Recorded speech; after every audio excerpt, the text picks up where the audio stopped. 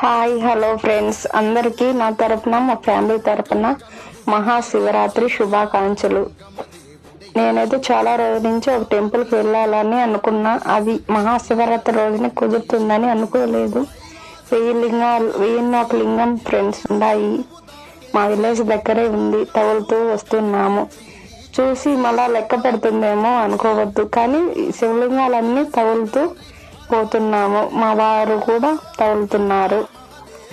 చూడండి, మా వారైతే నేను వీడియో తీస్తున్నానని నవ్వుతున్నారు. చాలా బాగుంటుంది ఫ్రెండ్స్, అక్కడ ప్రశాంతంగా ఉంది. ఫస్ట్ టైం వెళ్ళినా చాలా బాగుంది.